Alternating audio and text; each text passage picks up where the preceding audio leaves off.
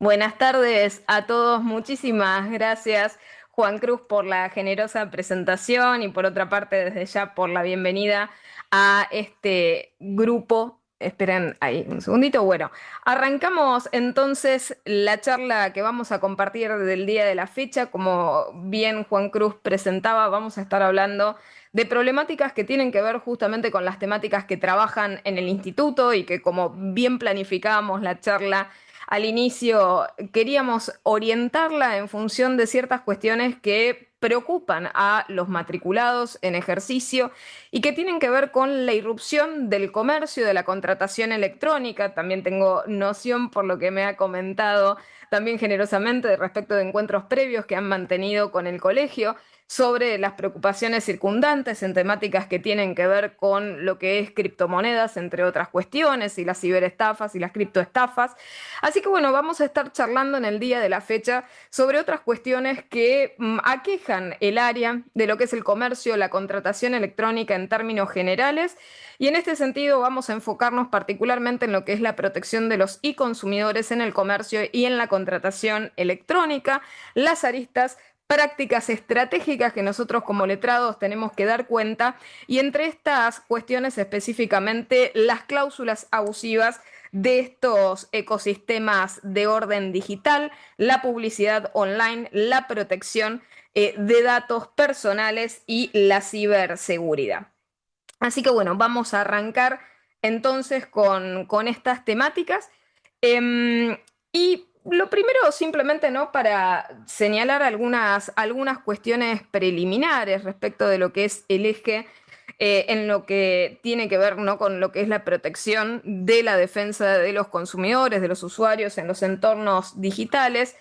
Tenemos en primer lugar en cuenta que esa defensa ha tenido que reforzarse y adaptarse a este entorno que naturalmente es cambiante, o sea, en el sentido de que naturalmente aquellas cosas que para nosotros resultaban protectorias en ciertos contextos de comercio de orden lúcido, cuando pasamos a los ámbitos virtuales, en cierta situación podemos ver que necesitamos de alguna forma resolver específicamente el refuerzo de lo que respecta a la protección, porque esa protección se demuestra hiposuficiente respecto de estos reparos, ¿no? Entonces, arrancamos un poco con algunas características de estos intercambios de orden negocial en el comercio, en la contratación de carácter electrónico, y ciertos refuerzos específicos protectorios que vamos a tener que realizar en estos contextos para fortalecer lo que es la protección de los derechos que se le reconocen obviamente a los consumidores usuarios, que va de suyo agrego, son titulares de los datos. Por las dudas, aclaro a Juan Cruz para ver si lo quieren arreglar. El vínculo de asistencia está teniendo problemas de autorización de ingreso, así que si quieren reenviármelo, se los paso a los participantes. Entonces, bueno, arrancamos entonces con esta cuestión de la progresiva pérdida de ciertos derechos y ciertos lineamientos protectorios que nosotros vemos en lo que es ecosistemas virtuales y que merecen refuerzo.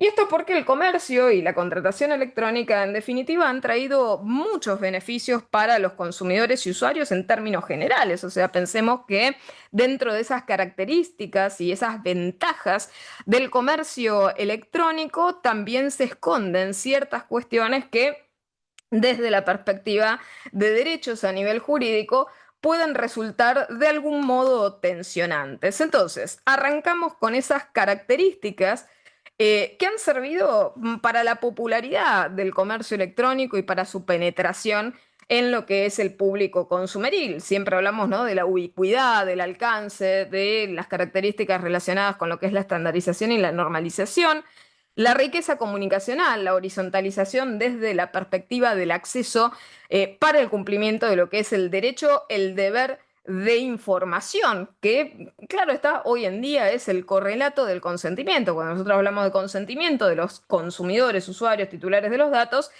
naturalmente decimos que ese consentimiento va a encontrarse viciado en caso de que no tuviéramos efectivamente un adecuado cumplimiento del deber de información. Entonces, El comercio electrónico ha servido para ese incremento de lo que es la calidad a nivel informativo, la horizontalización respecto del acceso a esa información, pero por otra parte, como también podemos ver, como nosotros en nuestras labores a nivel jurídico, vemos que también desde la perspectiva de las tensiones, esa calidad informativa a veces desde ya no es uniforme y por lo tanto necesitamos un consumidor o un usuario que a su vez sea criterioso.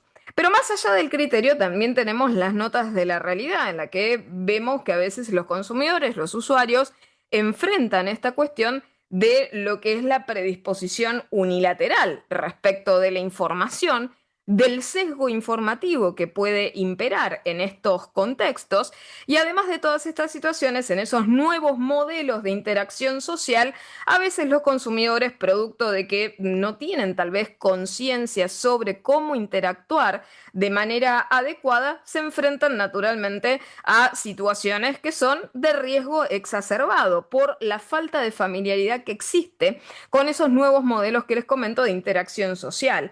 Y son modelos de interacción social que podemos después conversar en lo que respecta a lo que es la protección de datos personales y lo que es enfrentar riesgos en materia de ciberseguridad específicamente, esas cuestiones que llevan a esos consumidores o usuarios en entornos no controlados en lo que respecta, por ejemplo, a la protección de los datos personales, a lo que es el manejo de su ciberseguridad.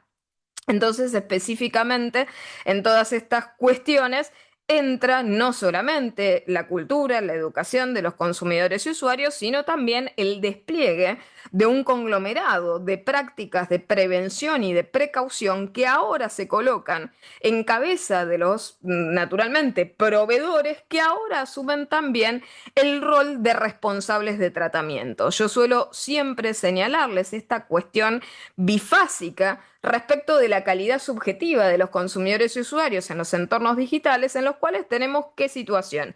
El consumidor usuario, por un lado, tiene esas características, adopta ese posicionamiento, pero al mismo tiempo va a ser titular del dato respecto de esa relación en la cual su proveedor también es responsable de tratamiento.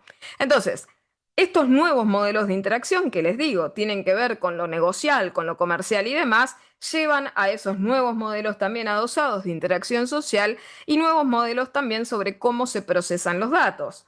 Solamente mencionar esta cuestión del procesamiento de datos, de lo que es el perfilamiento algorítmico con fines de targeting y de microtargeting a nivel publicitario, vemos naturalmente que los titulares de los datos hoy en día se encuentran expuestos cada vez a mayores prácticas de orden, como decirles, intrusivas que tienen que ver con la intimidad de los mismos, la ruptura de los límites a la privacidad, la frustración total y absoluta de lo que es la expectativa de privacidad en aquellos entornos que nosotros podemos caracterizar como semiprivados o semipúblicos, dependiendo, ¿no?, de la vereda en la cual quieran posicionarse ustedes. Y lo cierto es que esa intrusividad lleva en esa sobreexposición insta ciertos riesgos a los cuales los consumidores y usuarios no se encuentran acostumbrados. Y que muchas veces vamos a ver, como más adelante nos enfocaremos en lo que es la autodefensa digital, no tienen defensas desarrolladas, no tienen prácticas naturales que les sirvan tal vez para la evitación de esa acumulación de riesgo para que se termine finalmente materializando el daño. Esto es lo que seguramente ustedes también conversaron en esos encuentros anteriores que les decía en torno a las temáticas de criptoestafas. Hoy en día lo vemos también con todas estas temáticas que tienen que ver saliendo del ecosistema cripto con lo que son las estafas a nivel online, que se encuentran en franco crecimiento. Y este crecimiento de vuelta no es novedoso, viene dándose progresivamente e incrementándose a lo largo de los años. Entonces, estos ecosistemas virtuales de alguna manera lo que nos han permitido es plasmar dentro de lo que son estos nuevos modos de interacción, lo que es nuestro Instituto de la Contratación, en el caso la contratación electrónica, que tiene esta fusión de ecosistemas entre lo que es el tratamiento automatizado de datos, el uso de las telecomunicaciones, el uso de las tecnologías llamadas tecnologías de la comunicación, Internet, y plasmar dentro de estos lugares el acuerdo de voluntades, ese acuerdo tradicional que nosotros teníamos en los espacios jurídicos tradicionales y diferenciarlo específicamente para aquellos que se celebran y se manifiestan por los medios electrónicos. Y ahí nos enfrentamos justamente con uno de los primeros problemas, la manifestación del consentimiento. Está claro que a nivel jurídico nosotros hemos tenido ciertos, como decirles, ciertos enfoques respecto de lo que es la contratación electrónica y su regulación. Históricamente, ¿dónde estaba esto regulado? Bueno, muy superficialmente ustedes saben que estaba regulado específicamente en lo que es la ley 2440. ¿Se acuerdan que nosotros allí teníamos incipientemente regulada la contratación fuera de los establecimientos comerciales y a distancia? Y dentro también de esa regulación surgía una de las primeras cuestiones de reconocimiento de esos riesgos extraordinarios a los cuales se exponía al consumidor, y específicamente entendiendo de que cuando el consumidor se lo sacaba de los lugares o de los sitios naturales de contratación, se realizaba una suerte de situación en la cual debíamos reforzar los mecanismos protectorios al consumidor respecto específicamente de un tema, la reflexividad de los consumidores y usuarios. Hoy en día está claro que ese aceleracionismo a nivel negocial nos lleva a que en los espacios a nivel digital muchas veces los consumidores pecan de irreflexividad. Y esa misma irreflexividad, a veces también manchada o teñida de una cierta ingenuidad, es lo que lleva también a esos consumidores, a esos usuarios, a ser muchas veces víctimas de estafas, víctimas de situaciones, tanto en materia de privacidad, es decir, sobre la sobreexposición de sus datos personales, o bien siendo víctimas en lo que respecta a la ciberseguridad, siendo, por ejemplo, víctimas, como vemos y escuchamos asiduamente, de haber sido víctima de la gran fenomenología y la gran familia de cosas que hoy en día podemos englobar bajo el paraguas del phishing.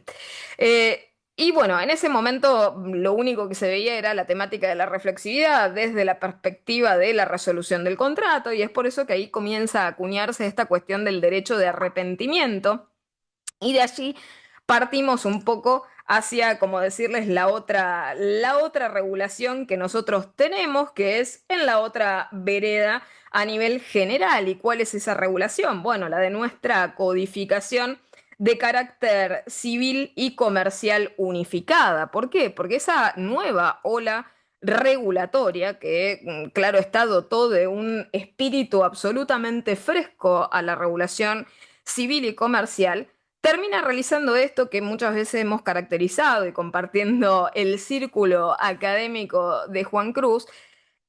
Siempre hemos referido como la constitucionalización del derecho privado. ¿Por qué? Porque en esa codificación es que se terminan volcando ciertos principios de orden constitucional que claramente vienen a fortalecer la protección específica de los consumidores y usuarios, y esto es reconocer dentro de lo que es la regulación contractual, como ustedes bien saben, simplemente a modo de repaso, la regulación de los contratos celebrados de negociación individual o contratos paritarios, luego una regulación específica respecto de los contratos sujetos a cláusulas generales predispuestas, y finalmente la regulación de los contratos específicamente de consumo.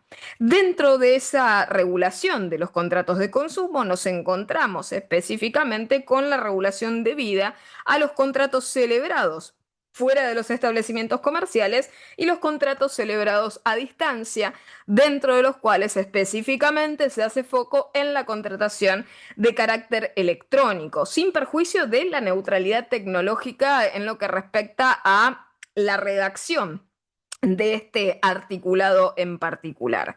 Esto todo lo encontramos dentro de lo que se llaman las modalidades especiales de contratación dentro de los contratos de consumo, y donde finalmente vuelve a hacerse énfasis también sobre el tema de derecho al arrepentimiento. Pero no me voy a quedar en el derecho al arrepentimiento, que no va a ser objeto del encuentro del día de la fecha, sino tal vez en algunas otras previsiones interesantes en lo que respecta al tema de información.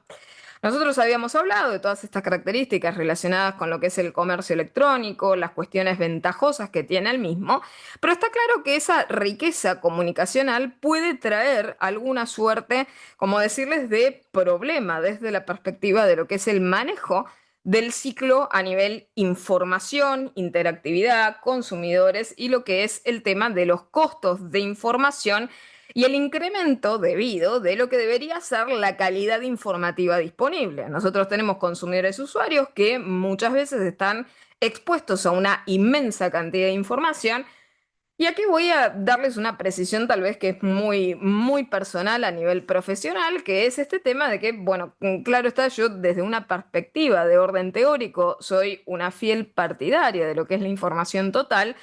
Por lo tanto, nunca he entendido dentro de lo que es el ecosistema digital respecto de la sobreabundancia informativa de calidad, una pérdida de la perspectiva de los daños o de los derechos de los consumidores usuarios. Es decir, no creo en visiones de orden paternalismo en las cuales sostenemos que los consumidores usuarios expuestos a información de carácter excesivo se vean por el resultado de ello dañados, sino por el contrario, lo que sí creo respecto de la sobreabundancia de la mal llamada información es que la información de baja calidad, confusa, sesgada y demás es la única que tiene la potestad de confundir a los usuarios, a los consumidores.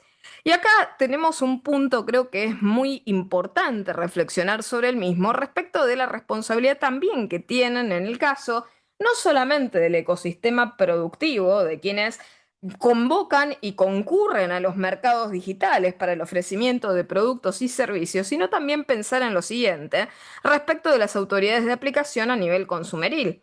Esto es, estandarizar cómo nosotros permitimos que esa información se difunda, qué cosas se tienen que difundir, cómo se tiene que predisponer y distribuir esa información, es algo que las autoridades de aplicación deberían hacer. ¿Para qué? Para proteger efectivamente a los consumidores y usuarios frente a este tipo de situaciones de manera preventiva y de manera precautoria. Justamente ustedes seguramente en alguno de los encuentros anteriores, cuando hablaban de criptomonedas, hablaban de esta cuestión de los white papers. En el caso de los consumidores y usuarios, necesitan, por ejemplo, para acudir o de alguna manera participar en el ecosistema, por ejemplo, de las criptomonedas, necesitan saber cuáles van a ser las características técnicas de estos proyectos. Y si cada uno de los proveedores, por ejemplo, a la hora de redactar esa enciclopedia sobre el proyecto, lo realizan de manera antojadiza, colocando en ello información totalmente aleatoria, sesgada, muchas veces conveniente, engañosa o abusiva. ¿Qué sucede? Vamos a tener consumidores afectados por esa información. Entonces deberían ser las autoridades de aplicación las que estandaricen, a su vez a nivel regulatorio, los modos sobre cómo se tiene que ofrecer esa información y cuál va a ser la riqueza informativa.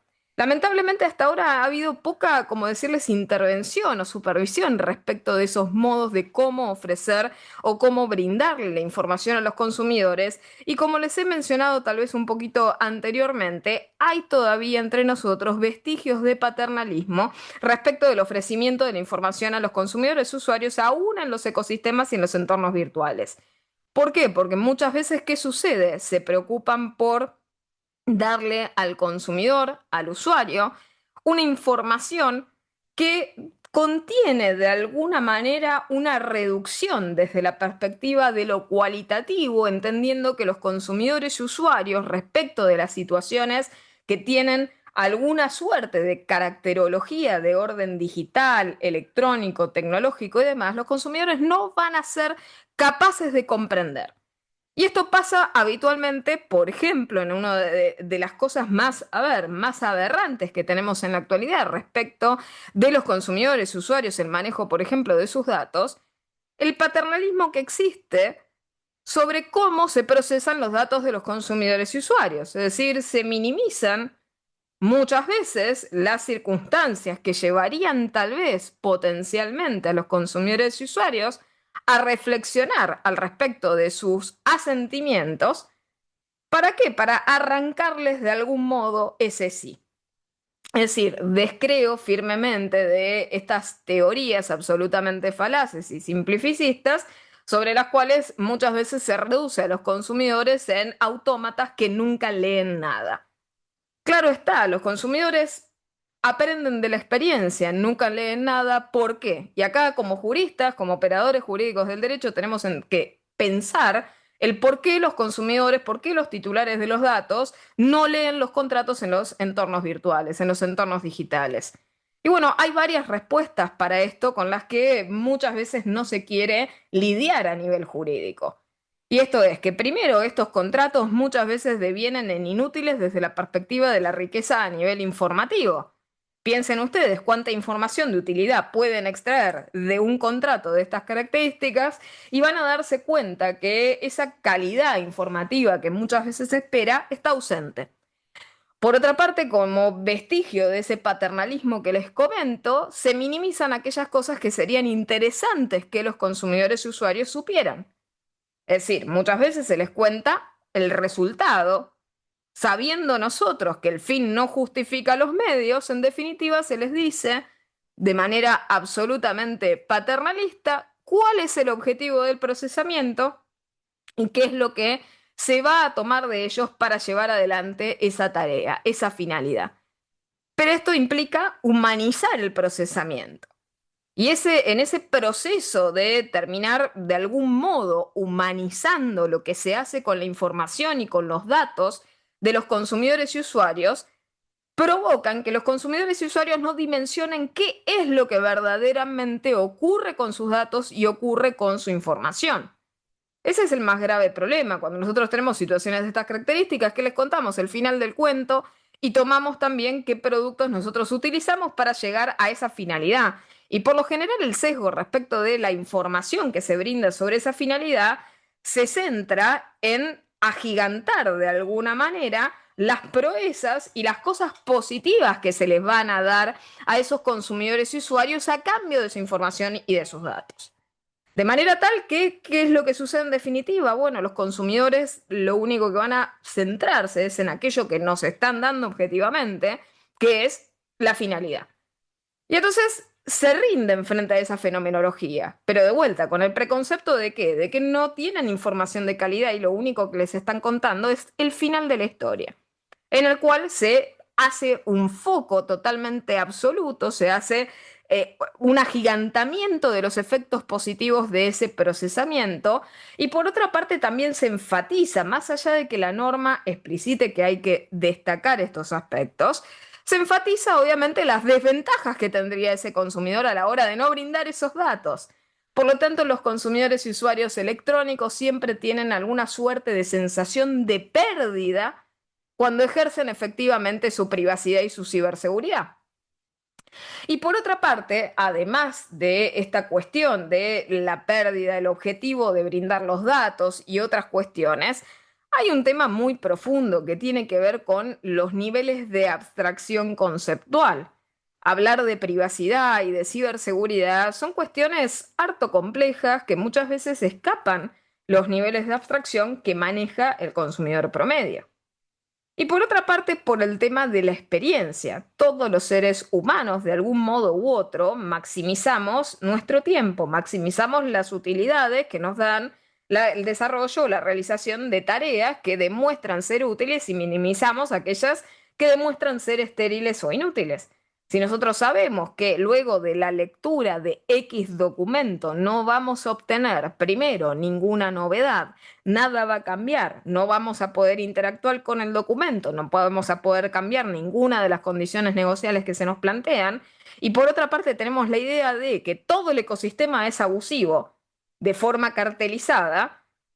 ¿Qué ganancia podrían tener los consumidores usuarios leyendo textos absolutamente titánicos, con un lenguaje jurídico muy complejo, con un sinnúmero de cláusulas abusivas y cláusulas abusivas sorpresa que interactúan entre sí y lo único que hacen es contribuir a la pérdida de derechos de estos en pos del agigantamiento de los derechos de sus proveedores? Entonces, en términos generales, no es que los consumidores son sonsos o los consumidores son perezosos, no, sino que simplemente han aprendido de las experiencias preexistentes. Nunca antes se les ha dado la oportunidad de debatir al respecto del contenido o de enfrentar, por ejemplo, un contrato justo. Un contrato que no se base o no se fundamente con cláusulas de orden abusivo.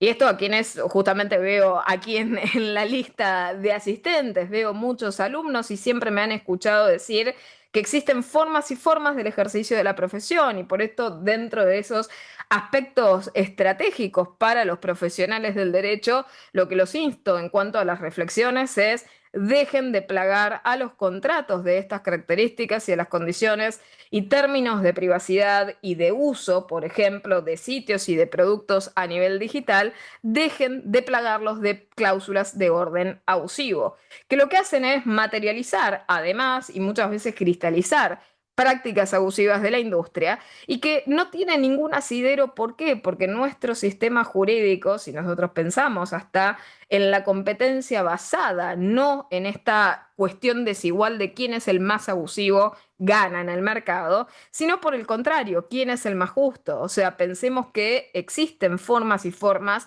de redactar un contrato, plagarlo de cláusulas que van a ser consideradas frente a cualquier conflicto jurídico como nulas de nulidad absoluta, no tiene absolutamente ninguna utilidad.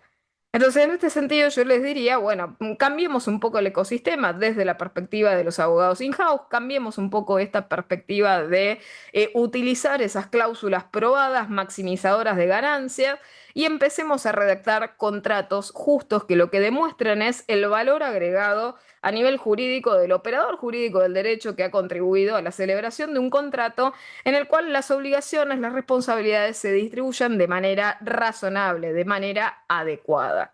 Esto mejoraría en términos generales todo el ecosistema digital.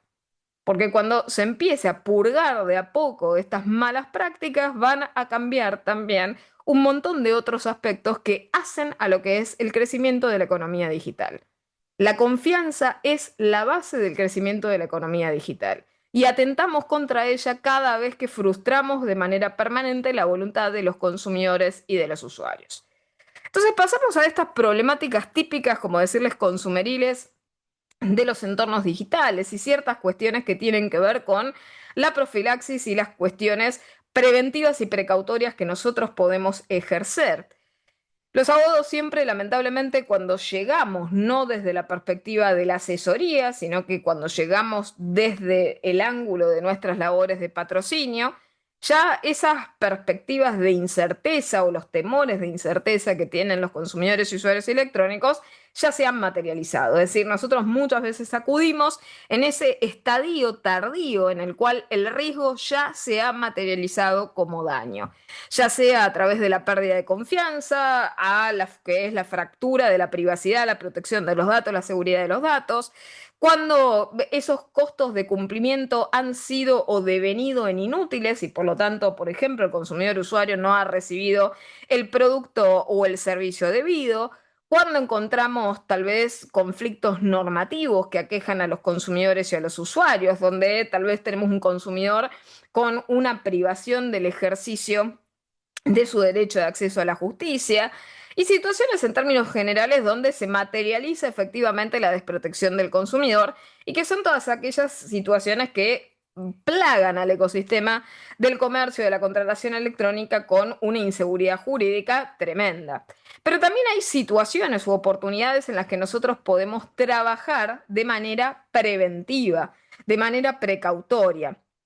Creo que el foco en relación a las problemáticas consumeriles de los entornos digitales tiene que venir de la mano de esa precaución o de esa prevención, porque tenemos que trabajar en esa etapa para evitar justamente toda la hondanada de situaciones posteriores que generan estas tensiones que bien pudimos haber evitado. Está claro que cuando nosotros perdemos los componentes lúcidos de las actividades comerciales, tenemos que hacer refuerzos. Refuerzos de toda índole. En primer lugar, como nos comunicamos con los consumidores de esta manera, también necesitamos y trabajamos con sus datos. Entonces, de manera preventiva a nivel asesoría, ¿qué es lo que podemos hacer? Bueno, claro está que ese tratamiento que se le dé a los datos de los consumidores, de los usuarios, sea de acuerdo a lo que es los niveles más altos protectorios que nosotros disponemos. Y seguramente ustedes me podrían llegar a decir, bueno, pero todos tienen de alguna forma u otra, liminarmente tal vez, lo que es un enfoque de privacidad basado en la ley 25326. Ahora el gran interrogante es, ¿verdaderamente se ejerce? Es decir, lo vemos en la práctica diaria. Los consumidores y usuarios a veces se ven absolutamente mortificados por lo que es el fenómeno del telemarketing, en los correos electrónicos por lo que es la fenomenología del spam. El problema del spam encima contribuye a lo que es el crecimiento del phishing. ¿Por qué? Porque esos correos no solicitados, la gente termina anestesiada respecto de esa sobrecarga comunicacional, por lo tanto pierde la capacidad de distinguir en esa sobrecarga comunicacional aquellos anuncios que sí provienen de quienes deberían comunicarse con ellos, de aquellos que tal vez son apócrifos, de aquellos que suplantan la identidad de otros, aquellos que buscan engañarlos o abusarlos, ¿no? Entonces, en términos generales, el problema de esa desregulación y de la falta de congruencia también de ciertas acciones que se deben en relación a la temática consumeril nos lleva a que los consumidores también por esos propios descuidos y sobre esa sobrecarga que existe en el ecosistema digital, empiecen a adoptar ¿qué? Prácticas propias que son inseguras. Y esa, como decirles, es la muerte desde la perspectiva de la ciberseguridad y desde la perspectiva de la privacidad. El relajamiento de los consumidores y usuarios por, obviamente, ser bichos de costumbre, es decir, nosotros lo sabemos bien como juristas, la norma muchas veces surge y emerge de la costumbre, de la reiteración de una práctica en el tiempo. Y el problema que tenemos con los consumidores es que esa reiteración de prácticas inseguras en el tiempo lleva a que se enquisten en ellos conductas inseguras. Un ejemplo para darles, nunca antes pasó nada al respecto de esta situación, siempre les di mis datos. ¿Por qué no lo haría en esta oportunidad? Bueno, porque en cualquiera de esas oportunidades, como consumidor, te has expuesto al mismo riesgo, una y otra y otra y otra vez. Y si el consumidor ha tenido la buena fortuna, que tal vez en las 99 situaciones anteriores no le ha sucedido nada, basta una sola oportunidad de ellas para que una suplantación digital, por ejemplo, de la identidad, le arruine la existencia. Entonces, aquí tenemos que romper con esas malas prácticas propias de la industria que terminan colocando, ¿sí?, a los consumidores en situaciones aún peores de vulnerabilidad. Y va de suyo que podemos trabajar en esto otro concepto, el tema de la hipervulnerabilidad. O sea, pensemos que cuando nosotros hablamos de protección de los consumidores, solamente en términos superficiales, siempre señalamos el tema de la inclusión de la información, la erradicación de las prácticas abusivas, la información que no solamente tiene que versar sobre el producto o el servicio en cuestión, pero sino también sobre el medio. Y acá hacemos foco sobre esta gran preocupación respecto de estas nuevas modalidades de contratación, ya sobre las cuales también tiene que regir, claro está, y no va a ser foco de la charla, lo que es el principio indubio pro consumidor, la interpretación más favorable hacia los consumidores y los usuarios. Entonces, más allá de todo esto, haciendo un poco de foco, ¿no?, respecto de lo que es el deber de información en materia, por ejemplo, de riesgos respecto del entorno de celebración electrónica, tenemos que hacer foco en ello. Debemos, o sea, del mismo modo que tal vez antes históricamente nosotros hablamos de que la educación del consumidor tenía que versar, por ejemplo, sobre la educación alimentaria y demás, tenemos que hacer exactamente el mismo empuje, el mismo foco respecto de la educación a nivel digital. Y esto tiene que ver y se relaciona con el deber de vigilancia de la autoridad de aplicación. La autoridad de aplicación, lamentablemente, y esto producto tal vez de la mala práctica de no aplicar o extrapolar desde el primer momento que pudimos haberlo hecho en los entornos virtuales, lo que ha sido la regulación consumeril, hemos perdido verdaderamente años muy valiosos de práctica, hasta tribunalicia, en lo que respecta a la consideración, entre otras cosas, de la responsabilidad objetiva de los proveedores y de los responsables de tratamiento. Muchísimas veces hemos visto esta cuestión de criterios jurisprudenciales que aplicaban, por ejemplo, la teoría del esfuerzo compartido, o que colocaban en cabeza del consumidor, del usuario, esta cuestión de decir, no, el consumidor y usuario no fue lo suficientemente diligente. ¿Por qué? Porque debió haber visto, debió haber investigado, debió haber hecho, pero esto, claro está, olvida de un montón de otras circunstancias que hacen a estos entornos virtuales. Es que estos entornos virtuales no son entornos altruistas, son entornos altamente lucrativos y de ello nosotros sabemos que existen ciertas teorías, como es el tema del riesgo-provecho, entre tantas otras, en las que nosotros con muchísima, muchísima claridad sabemos que a los consumidores, usuarios, los debemos proteger, porque del otro lado hay alguien lucrando con esa actividad. En el caso de, pasemos a lo que es comercio electrónico, lo que es la intermediación comercial online, es una actividad altamente lucrativa a pesar de que los consumidores, por ejemplo, no abonen o no paguen para estar intermediando en esas plataformas. Cuando les hablo de responsabilidad objetiva y solidaria, tiene que tener en cuenta el crecimiento de lo que es la cadena de producción, lo que son las cadenas de producción en los entornos digitales, en los entornos electrónicos, y por otra parte, dentro de lo que es esa cadena de producción, entender que la intermediación a nivel online lleva también, insta lo que es la terminología de lo que son contratos conexos, temática que a nivel consumeril nosotros seguramente deben haber de alguna forma estudiado y que nosotros sabemos que en los entornos digitales existen mucha conexidad contractual, lo que nosotros llamamos contratación en red. ¿Cuántas veces sí los consumidores y usuarios celebran un determinado contrato y a la vez que celebran un determinado contrato se ven forzados a contratar con un sinnúmero de actores que hasta desconocen en el momento que celebran esa contratación? ¿Cuántas veces los consumidores y usuarios, por ejemplo, celebran un contrato en el cual se le informan parcialmente las condiciones de la contratación, obligando a ese consumidor a recurrir a dónde? A otros hipervínculos, a otros sitios donde luego va a darse cuenta cuál es el contenido final de ese contrato que está celebrando. Y todas estas notas que les estoy comentando no son extrañas, ya tienen muchísima historia en el entorno de lo que es el comercio y la contratación electrónica. Por eso les digo con mucha firmeza, hemos perdido años, años, años muy costosos, atracción de sangre de consumidores y usuarios afectados por este simple hecho, porque no se reconocía de que aplicáramos de manera directa en los entornos virtuales la regulación consumeril. Porque no hay ninguna diferencia y porque no hay ninguna actividad exenta de riesgos. Es decir, nosotros asistimos lamentablemente a una evolución argumental por parte de los intermediarios comerciales de Internet en los que claramente se vendían frente a lo que era la situación del consumidor dañado como las carmelitas descalzas de esa ecuación. Prácticamente colocaban el espacio para la intermediación y no tenían intervención alguna en la misma, ni tampoco ninguna facultad de controlar, ni de regular los vínculos. ¿Por qué? Porque ellos no intervenían negocialmente con ninguna de las partes. No realizaban la supervisión de las operaciones, no realizaban la gestión, por ejemplo, de la entrega, etcétera, etcétera, etcétera.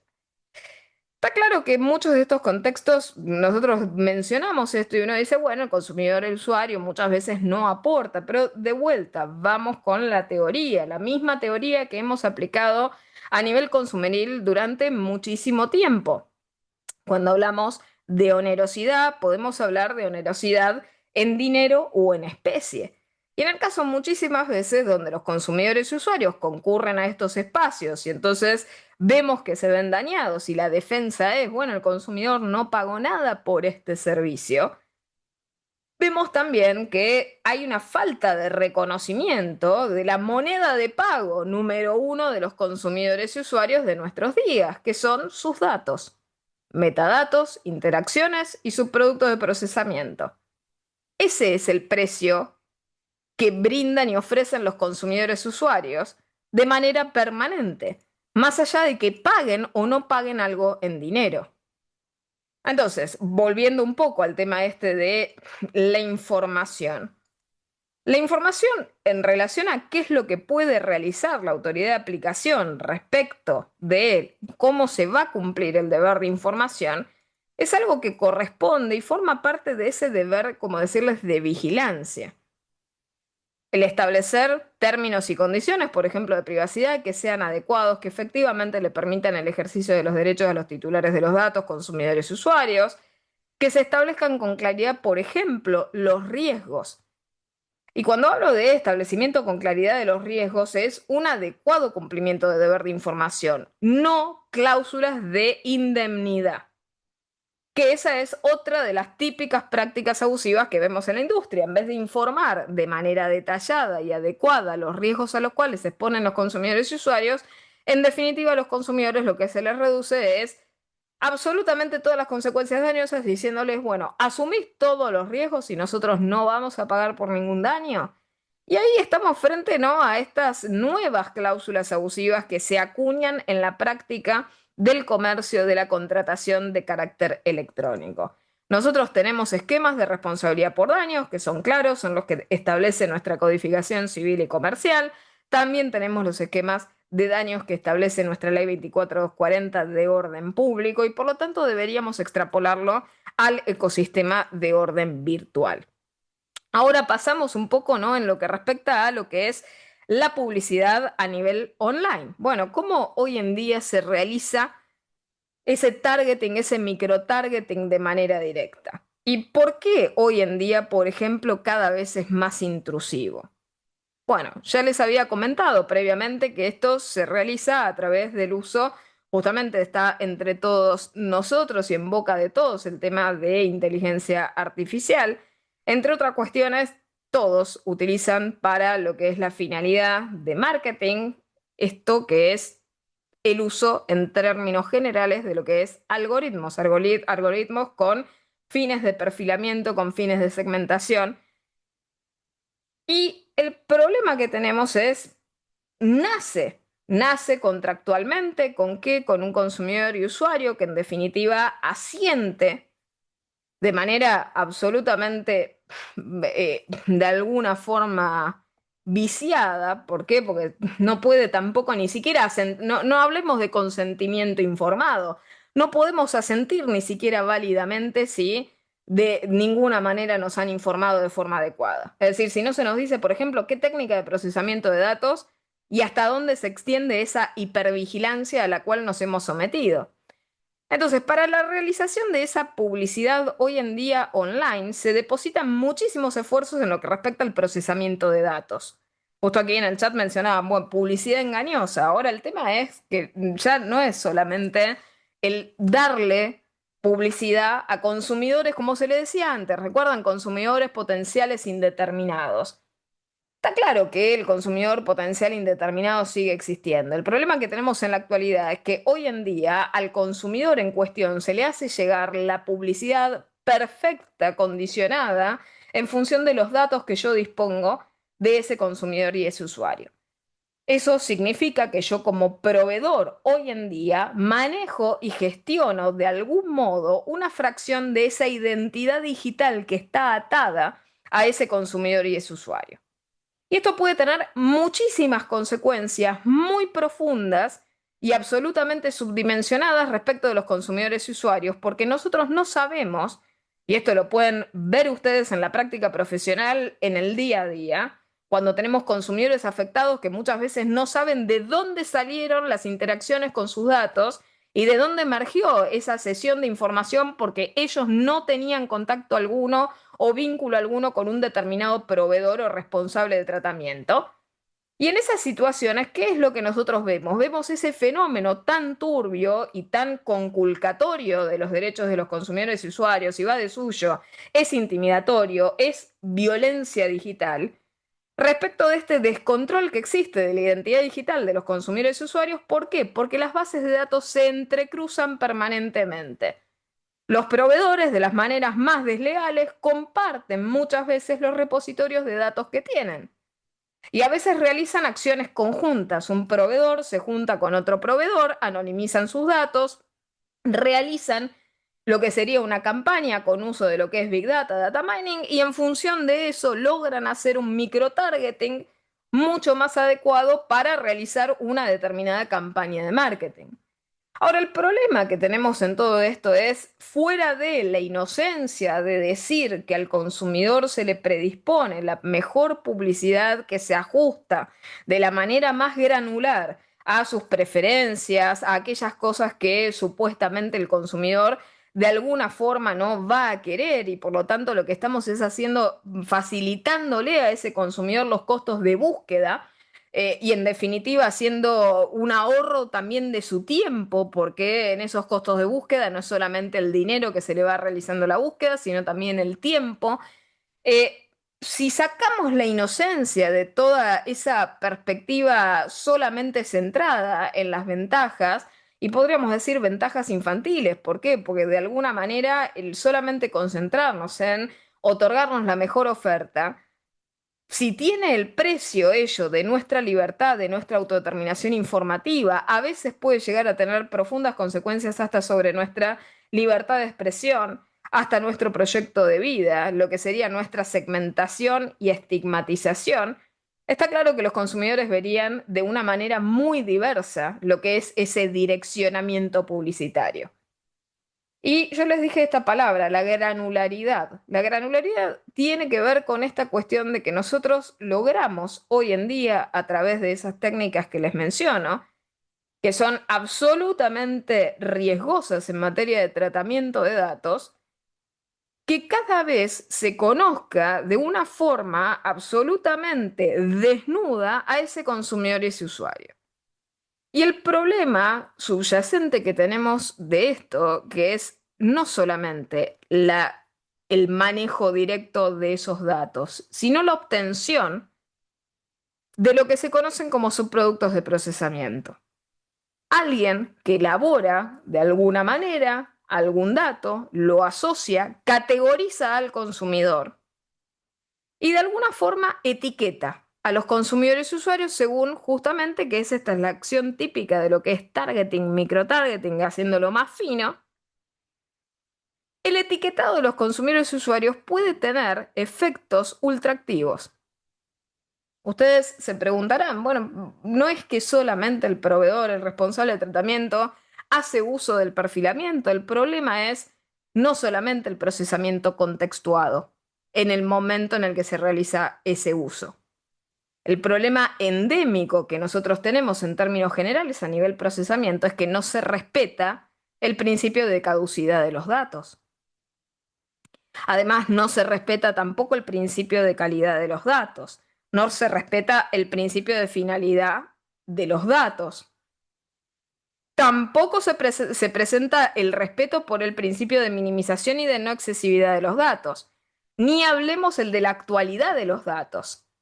Entonces, si ninguno de estos principios se respeta y terminamos utilizando de manera ultraactiva esas etiquetas, muchas veces se termina condenando al consumidor o al usuario a una etiqueta que hasta él mismo desconoce.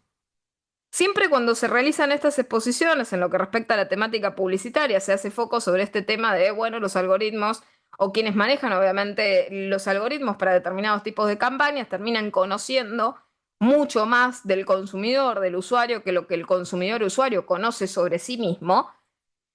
Y eso es una frase romántica, porque estaría bueno que habláramos de verdadero autoconocimiento, es decir, desconocen una parte que es cierta.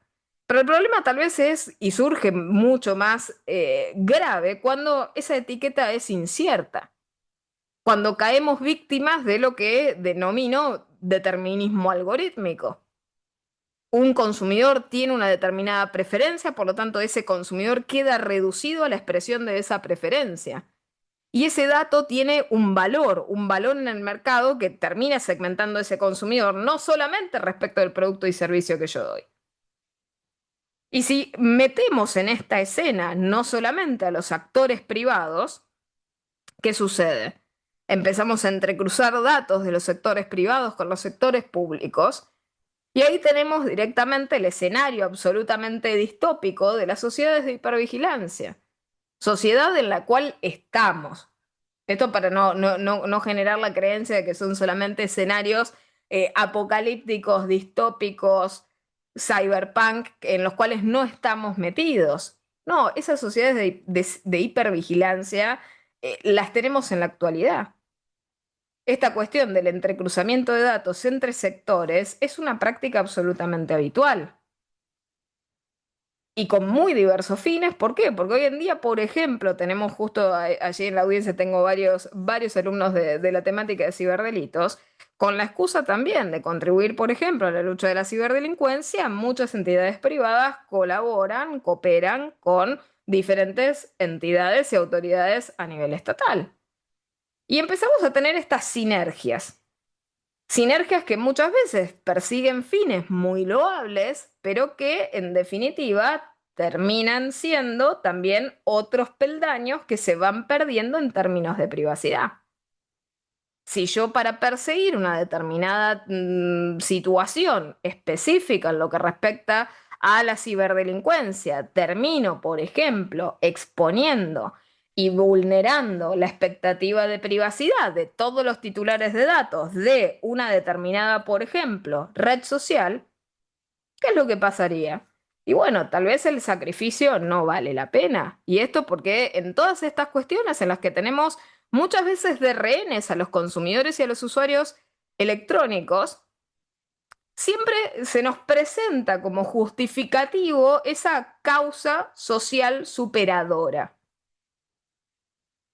Y está claro que en esas causas sociales superadoras nadie en su sano juicio va a oponerse a la persecución de las mismas, y por lo tanto quien lo hiciera sería obviamente sujeto pasivo de cualquier tipo, como decirles, de cancelación. ¿Por qué? Pues nadie puede ir en contra de esas causas del sentido común. Ahora, con ese ariete de la causa de sentido común, muchas veces se han tomado licencias que no debieron haberse tomado en contra de lo que es la privacidad y la ciberseguridad de los titulares de los datos, consumidores y usuarios de estos ecosistemas virtuales. Entonces, hay que tener, como decirles, una capa de conciencia de que la problemática publicitaria no se agota solamente en lo que es el problema de la publicidad.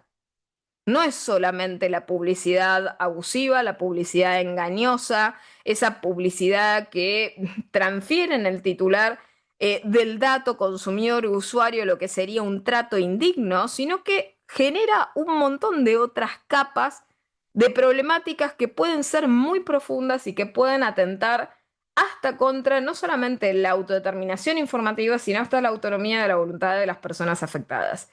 Aquí justo en el chat, ¿no? Mencionaban el tema, ¿no? De las cookies. Las páginas web, en el caso, muchas veces condicionan, ¿no? La estancia en la página a lo que es permitir, habilitar las cookies, que en definitiva lo que hacen es extraer datos de los consumidores y usuarios. Ahora, esto de lo cual hoy en día ya es una problemática que se ha transparentado.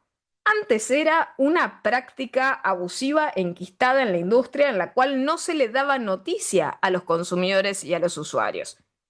Y era muy grave, es decir, los consumidores y usuarios en primer lugar no tenían, como decirles, de ninguna manera ni idea de la existencia del término de cookies. ¿Qué eran las cookies? Ya hoy en día uno puede dar clases mencionando el objeto y ya estamos hablando de las diferentes tipologías en el caso de lo que son las cookies. Entonces, hemos avanzado desde esa perspectiva cultural.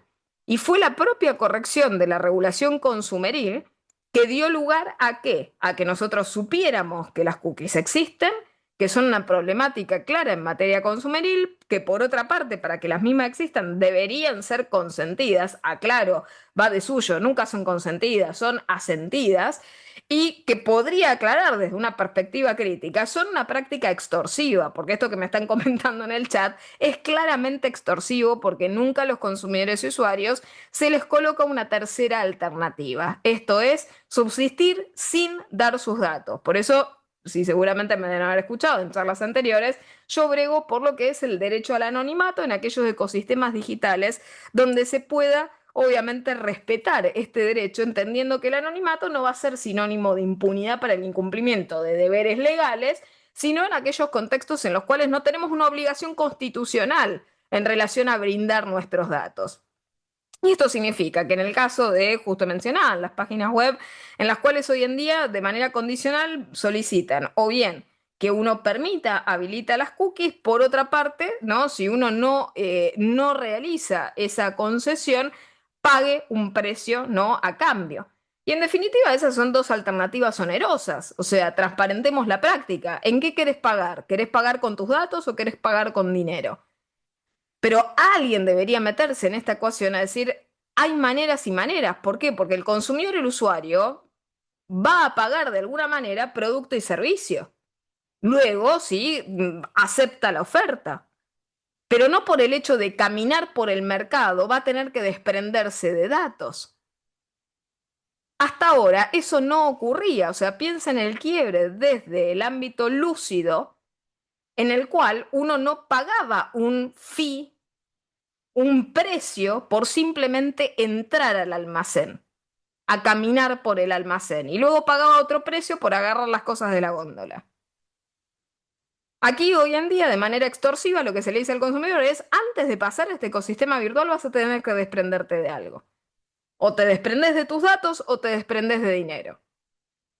Y lo peor es que cuando el consumidor usuario se desprende de dinero, también se desprende de datos. ¿Por qué? Porque esa operación no va a ser telepática.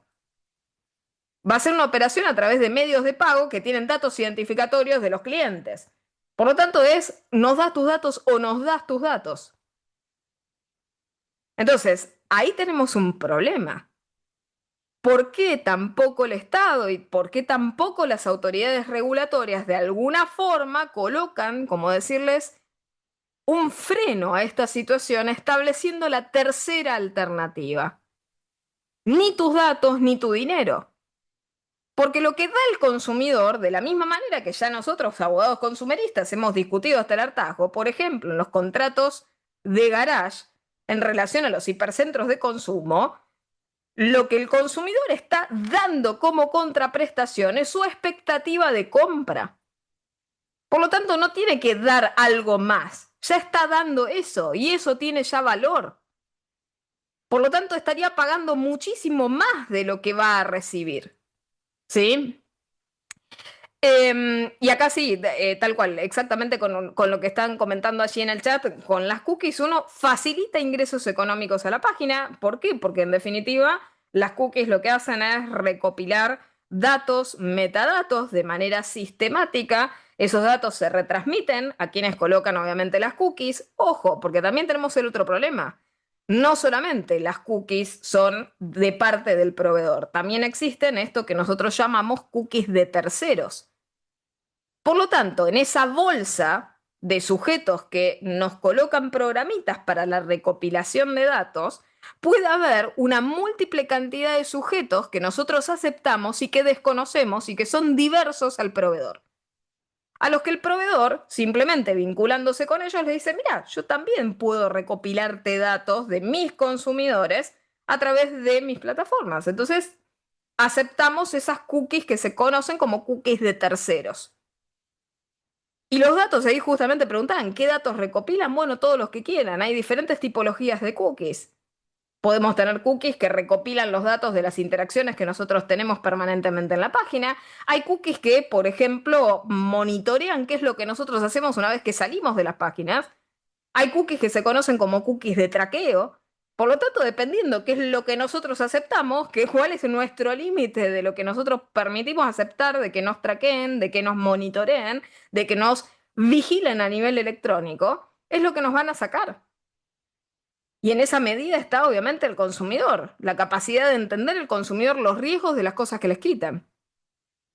Y acá justo en el chat mencionaban algo, las cookies estrictamente necesarias, porque también la industria ha de alguna forma acuñado dentro de lo que es esta propia problemática de la cual estamos hablando, ciertas situaciones también finamente abusivas. ¿Y cuáles son esas situaciones abusivas? Bueno, empecemos a utilizar eufemismos.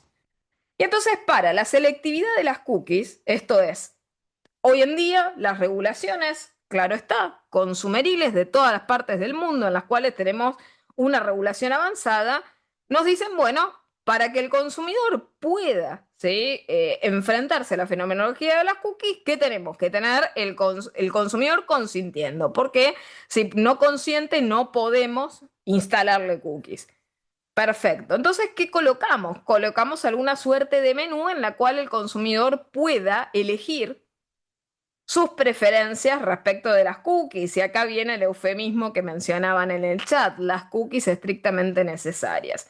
Primera aclaración, esos menús respecto de cómo los consumidores usuarios pueden elegir las cookies muchas veces son absolutamente mañosos y engañosos, ya directamente abusivos respecto de la distribución gráfica de los mismos. Esto es, a veces los consumidores tienen que atravesar tres pantallas con un lenguaje absolutamente sesgado para finalmente llegar al menú de elección de las cookies. Un ejemplo de ello, aquellos menús en los que colocan eufemismos como confirmar mis preferencias, guardar mis preferencias, configuración de cookies, aceptar cookies y demás. Entonces, muchas veces los consumidores y usuarios que no están familiarizados con las diferentes formas que pueden adquirir estos menús, a veces no encuentran el modo de rechazar las cookies. Y ahí ya tenemos directamente impedimentos que son producto de prácticas abusivas digitales. Ahora está. Cuando el consumidor se enfrenta con esos menús, ¿qué tenemos? Bueno, tenemos muchas veces la segmentación de las diferentes tipologías de cookies. Por ejemplo, cookies que tienen que ver con la performance, cookies que tienen que ver, por ejemplo, con la experiencia, cookies de terceros. Muchas veces no se determina o no se clarifica quiénes serían los terceros. Y después tenemos las cookies llamadas, como las que mencionan aquí en el chat, las estrictamente necesarias, que son aquellas que se catalogan de ese modo porque se las entiende como necesarias para el funcionamiento del sitio en su relación con la interacción con ese consumidor electrónico. O sea, por ejemplo, la confirmación de ciertas preferencias o configuraciones del sitio respecto de ese consumidor y que son necesarias para el funcionamiento o el trabajo del sitio de conformidad con la configuración que tiene a nivel web. Entonces, muchas veces, ¿qué sucede con este tema de las estrictamente necesarias? Tenemos muchos problemas con las cookies estrictamente necesarias. ¿Por qué? Porque no se las detalla. Uno no sabe cuáles son las estrictamente necesarias. Y solamente para darles un ejemplo en relación al tema de las cookies de terceros o con quienes a veces el consumidor, el usuario, puede llegar a compartir sus datos sin saber o sin conocerlo. Y el caso, por ejemplo, es Microsoft. Usuarios, consumidores que han compartido sus datos con, y cualquiera de ustedes diría, bueno, ¿con cuánta cantidad de gente sería posible o es factible que el consumidor usuario comparta de manera electrónica sus datos en estas situaciones de las cuales estamos hablando? Y en el caso de Microsoft, la lista ascendía a 865 socios de la empresa. Es decir, el consumidor compartía sus datos con, si aceptaba obviamente esas condiciones, con 865 socios. Y acá ya entramos en el ridículo. ¿De qué nos serviría, ¿sí?, hasta la lista de los 856 socios?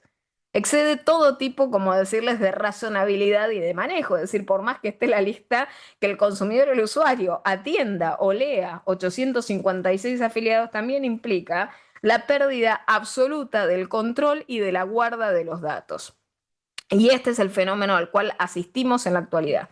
Los consumidores y usuarios no tienen control de sus datos, no tienen control alguno sobre sus identidades digitales. Y debemos, por lo menos de alguna forma, entender este fenómeno, instalarlo respecto de nuestras preocupaciones a nivel consumeril, porque cada vez, más allá de que obviamente no nos va a faltar trabajo, lo cierto es que vamos a encontrar serias limitaciones a la hora, como decirles, de cómo reparar estas consecuencias, porque en definitiva lo que nos interesa es perseguir ese bien jurídico que es hacer justicia. Y en estas temáticas consumeriles tenemos a los hipervulnerables, que son los consumidores usuarios titulares de los datos, que como les digo, hoy en día enfrentan más riesgos que nunca. Entonces, en el plano de los derechos, ¿qué es lo que deberíamos nosotros bregar como operadores jurídicos del derecho? Primero, instalar específicamente la necesidad dentro de lo que es esta fuertísima preocupación de la temática de elaboración de perfiles el derecho a no ser perfilado de los titulares de los datos y un derecho no condicionado a no ser perfilado. Es decir, que exista jurídicamente la opción, en el caso de los titulares de los datos, de los consumidores y demás, que especifiquen que exista una opción para que ellos, por ejemplo, tilden, si es que hablamos de asentimiento y de los contratos clic, que tilden la opción de no ser perfilados, de no permitir que sus datos, metadatos, sean recopilados en un determinado uso a nivel digital. Por otra parte, el segundo peldaño, hoy asistimos al problema de la toma de decisiones, porque se perfila, pero ¿para qué se perfila? No se perfila solamente para darle al consumidor publicidad, sino que también se perfila de manera permanente y constante. ¿Para qué? Para tomar decisiones activamente sobre los consumidores y usuarios. Y decisiones que terminan muchas veces dando lugar a ese determinismo algorítmico del cual les digo, a consumidores y usuarios que terminan siendo afectados en, por ejemplo, tantas cosas muy valiosas y profundamente conflictivas desde la perspectiva de derechos humanos, como es el tema del derecho, por ejemplo, de acceso al financiamiento, del derecho a la educación, del derecho a la salud, solamente por mencionar algunos bienes jurídicos muy profundamente valiosos. Entonces, el segundo peldaño que deberíamos tomar en lo que es la perspectiva de derechos es el derecho a no ser objeto de toma de decisiones automatizadas. El hecho de que los consumidores y usuarios tengan verdadera expectativa de elegir, que no se utilicen metodologías de decisión automatizada, que reutilicen también esa explotación analítica de los datos que se han hecho, que utilicen reactivamente esos perfiles y que terminen tomando, obviamente, decisiones que sean jurídicas adversas o administrativamente adversas respecto de los mismos. Y también en los espacios negociales, en los espacios privados. ¿Por qué? Porque la preocupación, por lo menos, de las leyes de protección de datos personales hasta el momento hablaba, ¿no?, del hecho de las tomas de decisiones automatizadas, únicamente, ¿no?, en aquellas que tuvieran de alguna forma, ¿no?, un efecto jurídico adverso de porte. Es decir, hablábamos de no tomar decisiones judiciales o administrativas, exclusivamente utilizando técnicas de procesamiento automatizado de datos. Pero el problema ya hoy en día es mucho más profundo que esto. Hoy en día se toman decisiones automatizadas de manera permanente, de manera constante, y que muchas veces tienen consecuencias muy profundas desde la perspectiva de derechos humanos respecto de los titulares de los datos, consumidores y usuarios.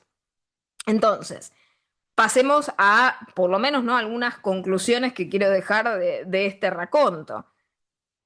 Dejemos de pensar en situaciones en las cuales, de vuelta, recaemos y consideramos al asentimiento como una circunstancia válida.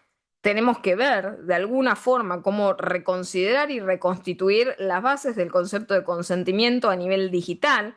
Yo he elaborado y he trabajado sobre un concepto que es el tema de lo que es el consentimiento informado dinámico, porque está claro que los ecosistemas virtuales permiten todo, como decirles, un dinamismo que se aprovecha muchísimo para tantas otras cuestiones, pero que parece eludir sistemáticamente el beneficio altruista de los consumidores y de los usuarios. Ese dinamismo que sí vemos en tantas otras prácticas, por ejemplo, no lo vemos en los ecosistemas virtuales. Específicamente, ¿para qué? Para beneficiar a los consumidores y usuarios, por ejemplo, entre otras cuestiones, con temáticas relacionadas a la información, a los cambios de las técnicas de procesamiento, a la actualización, por ejemplo, de los algoritmos, a la obtención de nuevas tipologías de datos, a la incorporación de nuevos socios comerciales, a la incorporación de nuevos terceros con los cuales los consumidores y usuarios electrónicos han cedido o compartido de algún modo sus datos. Entonces tenemos todo un sistema muy, muy, muy pútrido de estas situaciones en las cuales no hay verdadera transparencia informativa. Entonces, reconduzcamos la situación en la cual enfaticemos ese deber de información, porque si no vamos a seguir teniendo situaciones cada vez más riesgosas para los consumidores y usuarios. Y de acá realizo un salto a la temática, ¿no?, de las ciberamenazas a las cuales están expuestos los consumidores y usuarios. Les había comentado antes, las aristas de lo que es la explotación de los datos va de las dos manos. Por un lado, la explotación analítica que se puede hacer puertas para adentro, pero por otra parte, la sobreexposición también de los consumidores, de los usuarios, hacen que estos sean muchísimo más proclives también a estos fenómenos y ser víctimas de acciones ciberdelictivas. Yo ya les había comentado esta cuestión antes de la costumbre de los consumidores y usuarios y el problema de la costumbre respecto de la falta de reacción en la agencia de los usuarios y de los consumidores para no llevar adelante cuestiones que son típicas y características de lo que es inseguridad informática. Darle datos a cualquiera, pero ¿por qué los consumidores y usuarios le dan datos a cualquiera? Y porque muchas veces los proveedores se comunican con los consumidores y los usuarios con, llámese, cualquiera. La pérdida de canales seguros de comunicación ha llevado a que los consumidores y usuarios lamentablemente pierdan esas capacidades de algún modo intuitivas de solamente comunicarse con quienes tienen canales fidedignos de atención. El no dotar, en el caso, a los interlocutores válidos de los proveedores, de los medios necesarios para comunicarse con los consumidores de forma segura, también ha llevado a que los consumidores y usuarios no sepan distinguir entre interlocutores válidos y aquellos que no son válidos, o aquellos que se comunican tal vez de modos anormales. Entonces, las cuestiones relacionadas a lo que es el incremento de las ciberamenazas en el ecosistema consumeril no va solamente de la mano de las propias amenazas, sino también por parte de los propios descuidos por los proveedores mismos, quienes al mismo tiempo no refuerzan sus acciones positivas en lo que respecta a la ciberseguridad y a la privacidad. Entonces, hoy en día ya sabemos, no hay ningún sector, y está claro que los consumidores son consumidores, usuarios, tanto del sector público como del sector privado, no hay ningún sector a salvo. Todos los sectores son pasibles de situaciones de inseguridad, la sobreexposición y la sobreabundancia y disposición de los datos de los consumidores y usuarios también permiten llegar a ellos de maneras mucho más facilitadas. Y al mismo tiempo los consumidores y usuarios con esta sobreexposición permanente también se hacen prontas víctimas para lo que serían ataques de ingeniería social. Lo vemos en la diaria. Tenemos millones de consumidores y usuarios de redes sociales a través de las cuales y a través de sus interacciones se pueden obtener ¿qué? Datos, metadatos para saber con quiénes esos consumidores y usuarios, por ejemplo, se vinculan. Por lo tanto, de esta manera, los ciberatacantes hoy en día, los ciberdelincuentes, la tienen muy fácil. Y la industria realmente está haciendo poco y nada. Y acá hago foco en esa última problemática de la cual quería hablar, las estafas online. Y ya salimos, ¿no? Seguramente como les había comentado antes, vieron la temática de cripto, así que no voy a meterme en lo cripto, voy a hablar de las estafas, por ejemplo, en compras online. Sitios web, aplicaciones, anuncios falsos, publicidad engañosa, como mencionaban antes en el chat. Mencionan aquí ahora en el chat el tema de la gran profunda problemática de los niños, niñas y adolescentes y los servicios de la sociedad de la información. Tenemos todo un ecosistema virtual que no está preparado o diseñado específicamente para la hipervulnerabilidad de los niños, niñas y adolescentes.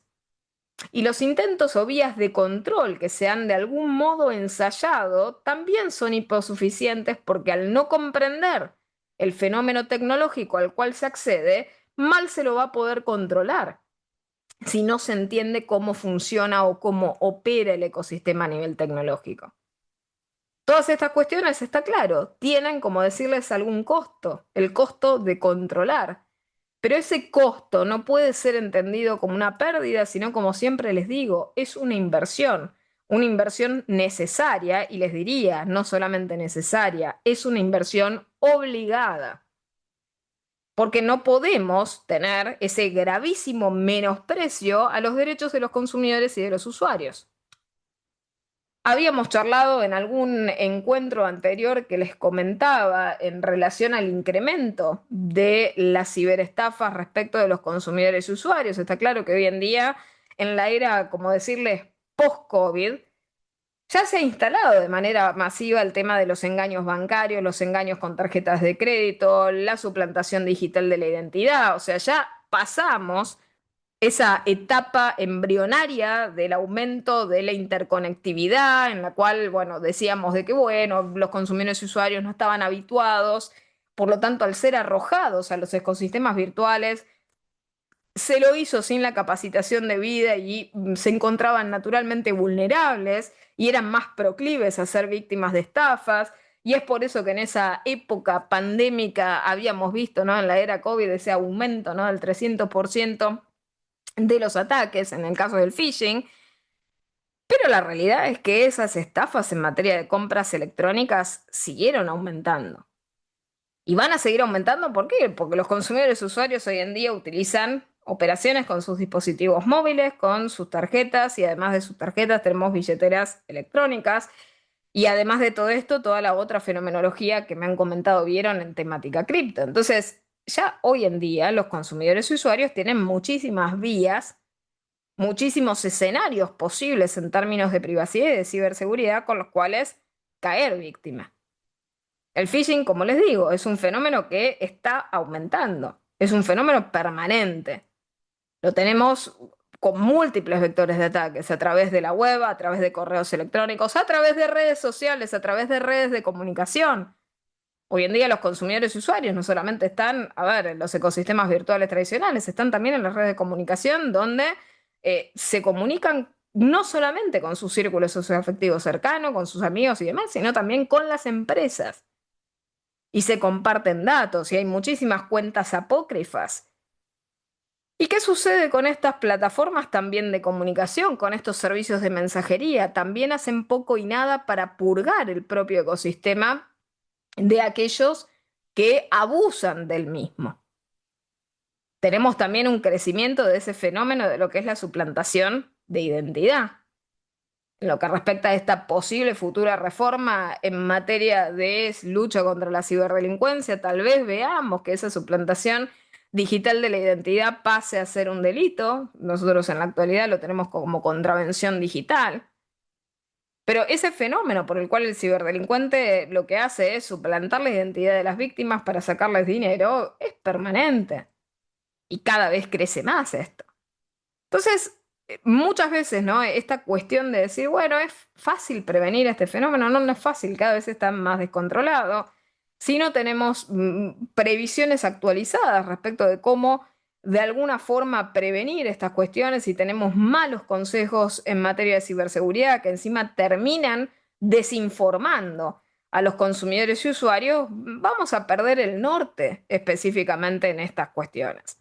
Solamente por darles una idea, antes históricamente, ¿no? Se les decía a los consumidores usuarios, bueno, en materia de phishing lo que tenían que hacer era verificar si estaban, por ejemplo, en un sitio seguro, ¿no? Analizar si el sitio era seguro y en función de eso, bueno, en los sitios que no lo fueran o no tuvieran ese protocolo, no estuvieran. Bueno, pero ya ese consejo no basta.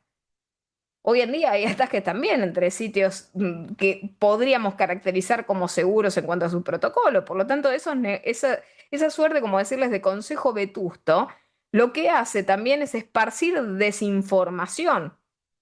Entonces, es muy compleja esta situación en la cual ya ni siquiera aquellos lugares de confianza o aquellas situaciones en las cuales los consumidores usuarios electrónicos antes lograban alguna suerte, como decirles, de relativa sensación de seguridad, van a ver concretadas esas expectativas de seguridad.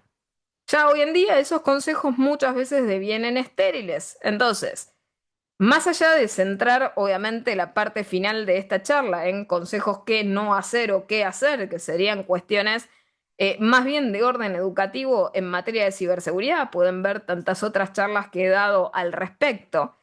Simplemente quisiera dejarles algunas conclusiones desde la perspectiva consumeril y de qué es lo que necesitaríamos como un nuevo capítulo de la defensa y la protección de los derechos de los usuarios y de los consumidores a nivel digital. Creo que los usuarios y los consumidores hoy en día necesitan la generación de conocimientos que les sirvan para la autodefensa digital.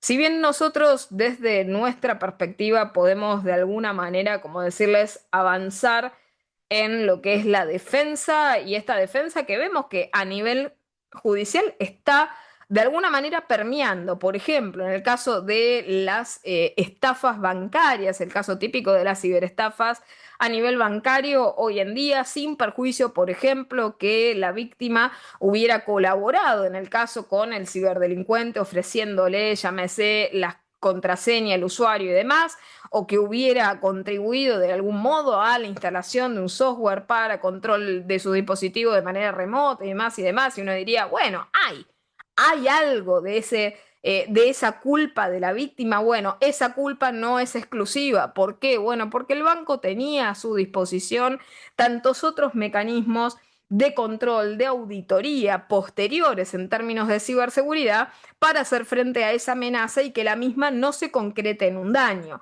Y hoy en día estamos por lo menos inclinándonos hacia esa idea, hacia esa elaboración jurídica. Está claro que nos ha tomado muchísimos años y creo que ese es un precio lamentable que se paga y acá, bueno, obviamente concuerdo con lo que están diciendo en el chat, en esa sensación de lamentablemente la jurisprudencia ha reaccionado tardíamente a esta cuestión, como decirles, de lo que es la protección consumeril. Al hacerlo tardíamente sucede este tema. Ahora, lo que yo les decía en relación a esto, y hago foco justo con lo último, ¿no? Que están comentando, ¿no? En lo que respecta, ¿no? A esta cuestión preventiva. No hablemos de la renuncia, en el caso justo decíamos, renunciar a la persecución criminal, no, está claro que no, pero lo que sí deberíamos hacer en relación a esa persecución es reorientarla en función de la masividad del fenómeno. Porque está claro que la persecución que se realiza hoy día a nivel, podríamos decir, atómico, es decir, vamos persiguiendo cada elemento como si fuera una situación individual, particular, única. Quiero evocarles lo que en materia consumeril nosotros charlamos en lo que respecta a las acciones de clase. Piensen que en estas situaciones de inseguridad informática que aqueja a los consumidores y usuarios electrónicos, si nosotros encontramos un afectado, es que hay cientos de otros afectados por igual. Entonces, tenemos que trabajar en el tema desde una perspectiva colectiva, no individual. ¿Por qué? Porque nosotros sabemos que por cada víctima que habla hay muchísimas tantas otras víctimas ocultas y esto es simplemente utilizar el sentido común. Lo decimos en otro tema que no es consumeril, la problemática gravísima del grooming. Por cada chico que nosotros encontramos acosado, seguramente el groomer tiene una multiplicidad de víctimas en diferentes estadios de esa misma figura que estamos persiguiendo. Por lo tanto, no es que solamente debamos perseguir ese fenómeno individual como un átomo aislado en el universo, sino que por el contrario, tenemos que entender que ese átomo es parte de una molécula gigantesca, en la cual tenemos muchísimos tantos otros, en el caso del grooming, muchísimos otros niños, niñas, adolescentes, que potencialmente también pudieron verse afectados. Y en el caso consumeril pasa lo mismo. Si nosotros encontramos a una persona ciberestafada, entendamos que esa persona no tiene la suerte, como decirles, paradojal y única de ser la única víctima del ciberatacante que targeteó una determinada entidad.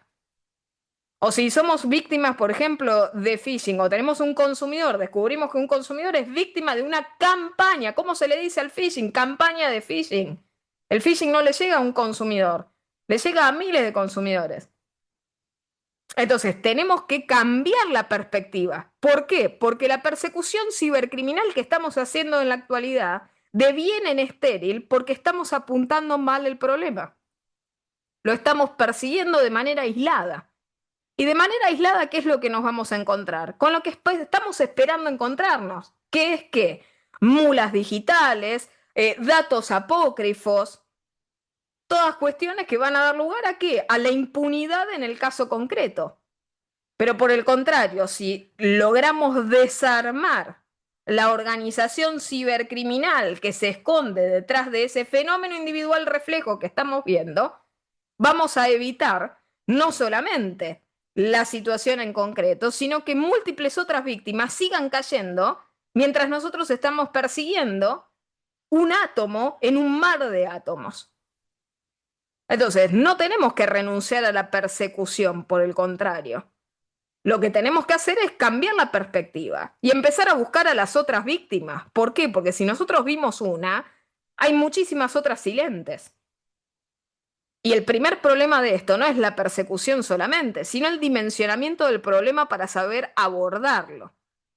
Y después, la otra efectividad que les digo, más allá de que a nosotros nos guste de alguna forma, como decirles, curar el problema, y eso es lo que podremos nosotros hacer como abogados, enfrentarnos al tema una vez que ocurre, lo que creo que a nivel sí consumeril, sistémico, debemos centrarnos específicamente, es en la prevención y en la precaución.